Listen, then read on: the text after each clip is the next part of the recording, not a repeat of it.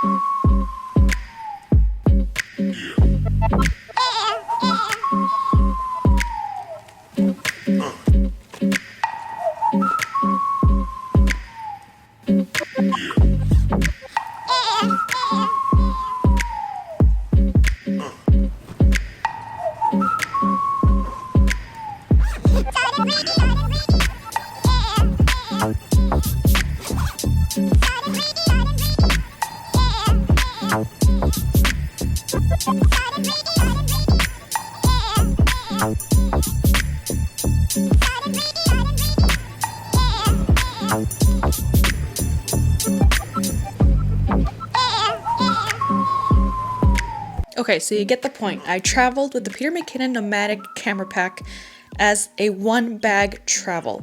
Now before we start, there's two main questions I needed to know by the end of this trip about this camera pack or using a one-bag system. Number one, was it going to hold everything that I needed? And more importantly, number two, is it a practical way for me personally to travel? Now, to kind of give you guys more of a better idea of what I had packed in the camera pack before I answer these questions, let me go and run through the items that I had in the Peter McKinnon Nomadic Camera Pack. All right, we had 5 pairs of socks, 6 undies, long pajama pant, 5 shirts, PJ set, 1 sweater, medium sized but packed toiletry bag, 1 fisheye lens, Rode Video Micro, a packed nomadic accessory case, 15-inch MacBook Pro, 1 extra camera battery, battery charger, SD card case, Nomad leather mouse pad, MacBook charger and cable, sunglasses, my footrest sling, neck pillow, and of course the Sony a7 III with the 24 to 105mm lens on the Manfrotto Pixie tripod. So with that in mind, question number 1, was it able to fit everything that I needed? 100%. It fit perfectly, and I also restrained myself from expanding the front pocket, the front pouch, to give me that extra, what was it, 5 to 7 liters. I didn't want to need to expand that part, mainly because the pack is already huge to begin with. It's heavy to begin with, and so allowing that extra room, and for me thinking, oh, I could pack more, it was just going to make it more heavy. So I really wanted to refrain from that. I wanted to keep it as light as possible.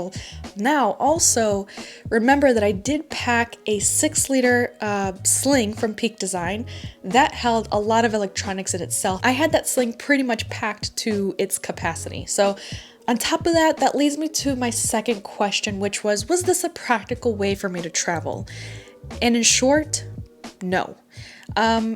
And this is me personally. I have terrible arthritis, like all over my body now. I just had a flare-up a few weeks ago prior to leaving. So packing and carrying that heavy weight on my back just was not smart or a good idea for me specifically. I think I immediately kind of regretted even taking it and packing it as soon as I was on my way to the airport to leave. So I really think that carrying a backpack for me as my one bag for travel for both camera and like clothes and stuff just isn't for me, which sucks because I do see the convenience of being able just having a backpack and going. You don't have to carry a roller bag, anything like that. It's kind of easy to unload off the overhead bin. Just in theory, it seemed awesome, but to me, practicality, I had to think about my health. I'm an 87-year-old woman. I've said that once. I've said that many times before. So it just wasn't for me. I kind of already have an idea of how I'm going to travel in the future. Even if it is just for a 5-day trip, whether it be work or vacation, I'm going to need to use a roller bag. And just a regular backpack, a regular size backpack. It's still camera backpack, but just smaller. I think a 35 liter for me is just way too big and unpractical. So in the end, that's my experience using this nomadic camera pack. Now, this is not to say that I don't recommend it for others. I think if you're a normal, healthy human being, this bag will suit you just perfectly fine. Like I said, organizing and fitting all of those things was really much no issue. Even on the way back, I actually packed it with a lot of more things because I picked up a few things from the office that I left behind in Chicago. So, I mean, it wasn't massive amounts, but like more extra cables, chargers, things like that I had to fit in there. I was still able to fit all that stuff and still not have to expand the front pocket. Plus, I had a bag from my grandmother that made empanadas for us, so I had to somehow fit that. Thankfully, they didn't come too crushed as I put them in the front pocket, and the way I loaded it in the overhead bin, I had completely forgot that I had the empanadas there, so I like squished it up there, and then it wasn't until I sat down that I'm like, oh crap, I have empanadas. Hold on, I'm getting a phone call. Hello? But thankfully it didn't come out too crushed once I got back home, so sorry, Grandma. Other than that, really, I just wanted to keep this part short. It just wasn't for me. But now the question lies, and I would love your suggestions or tips. What do I do with this bag? I still love how rugged and usable it is as far as like packing a lot of gear.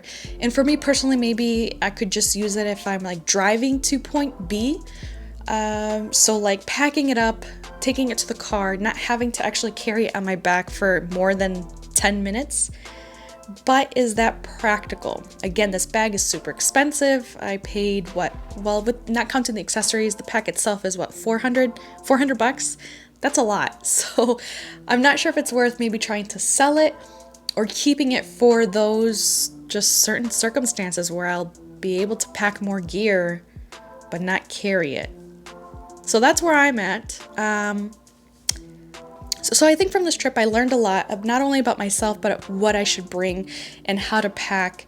But now I know. So I'm glad that I was able to do this trip using the backpack. Hopefully it answers some of your questions on whether you were thinking about buying this bag or not. So again, comment down below. I love reading your comments and responding to you guys. If you have any questions about it or how it was traveling, any more questions that I didn't answer in this video, feel free to comment down below. Subscribe if you haven't already. I'll see you guys in the next one. Stay safe.